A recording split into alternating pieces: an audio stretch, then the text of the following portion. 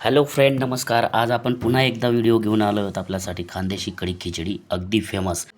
त्याचबरोबर ही कोबी पचडी आणि सुंदर टेस्टी अशी खिचडी. चला तर सुरू करूया. त्यासाठी एका बाउलमध्ये बेसन पीठ घेतलेलं आहे. असे थोडेसे बेसन पीठ घ्यायचे आहे आणि त्याच्यामध्ये ताक किंवा दही तुमच्याकडे जे अवेलेबल आहे ते तुम्ही घेऊ शकता. आता आम्ही इथं दही घेतो आहे, तर ते दही टाकून त्याला चांगल्या प्रकारे मिक्स करून घ्यायचं आहे.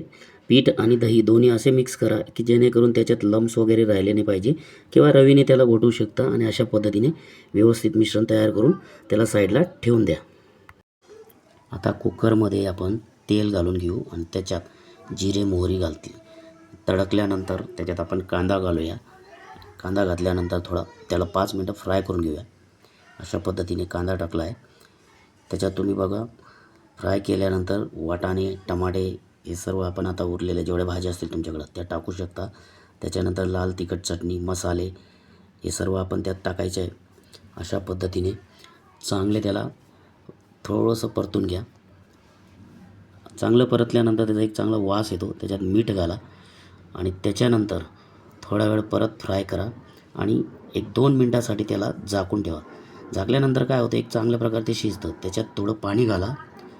पाणी घातल्यानंतर आपण किती आपल्याला खिचडी बनवायची त्या हिशोबाने आपण पाणी घालणार आहोत. आता 2-2.5 ग्लास इथं आपण पाणी घातलेलं आहे. बघा आपल्या आता डाळ तांदूळ किती आहेत ते त्यात बघायचं आहे. एवढे तांदूळ घेतलेले आहेत, त्यात एवढ्या प्रकारे डाळ घेतलेली आहे. आता ही टाकली आपण तुराची डाळ.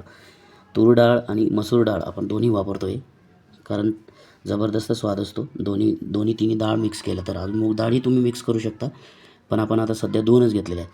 अशा पद्धतीने त्याला स्वच्छ धुवा आणि हे स्वच्छ धुतलेले डाळ तांदूळ आपण इकडं कुकरमध्ये जे पाणी टाकलेले होते यात उकळल्यानंतर त्यात हे दोन्ही पण टाका आणि पूर्ण डाळ तांदूळ टाकल्यानंतर कुकरमध्ये त्याला एकदा मिक्स करा.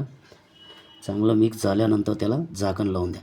अशा पद्धतीने झाकल्यानंतर 2-3 शिट्ट्या घ्या आणि एक छान पद्धतीने अशी आपली खानदेशी खिचडी तयार आहे. आता मिक्सर बाउलमध्ये हिरवी मिरची, अद्रक, लसूण सगळं आपण त्यात मिक्स केलेलं आहे आणि हे वाटण आपण तयार करणार आहोत. हे वाटण आपल्याला कढीसाठी वापरायचे आहे. तर आता अशा पद्धतीने ते मिक्सरमध्ये फिरवून घेतलेलं आहे. चांगले बारीक केल्यानंतर आता कढईमध्ये तेल घाला. त्याच्यात जिरे टाका, मोहरी टाका आणि अशा पद्धतीने तळकल्यानंतर त्याच्यात ते आपण बनवलेले वाटण टाकून द्या आणि त्याला एक व्यवस्थित फ्राय करा. वाटण अशा पद्धतीने चांगलं फ्राय केलं, त्याला तेल सुटेल सगळं आणि मसाले टाका त्याच्यामध्ये. लाल चटणी, मीठ वगैरे, हळद सगळे मसाले आपण त्यात टाकू शकतो. अशा पद्धतीने छान परतून घ्या. असं परतल्यानंतर त्याच्यात आपण जे मिश्रण तयार केलेलं होतं ताक आणि बेसन पिठाचं, हे आपण आता त्याच्यात घालू शकतो आणि त्याच्यानंतर चांगलं मिक्स करा त्याला. अशा पद्धतीने हे सगळं मिक्स झाल्यानंतर स्लो गॅसवर त्याला आपण जरा ते शिजवून घ्यायचं आहे. अशा पद्धतीने एक सुंदर असं स्ट्रक्चर येतं आहे.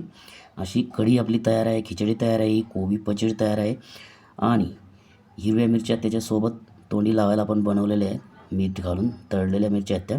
अशा पद्धतीने सुंदर असं ताट तयार करायचं आहे आणि मनसोक्त जेवणाचा आनंद घ्यायचा आहे. हे आहे आपली कढी, ही खिचडी. तर अशा पद्धतीने कढी खिचडी हा एक जबरदस्त बेत खूप छान बनतो आणि जेवणाला एक चव येते. धन्यवाद. आपल्या चॅनलला सबस्क्राईब करा.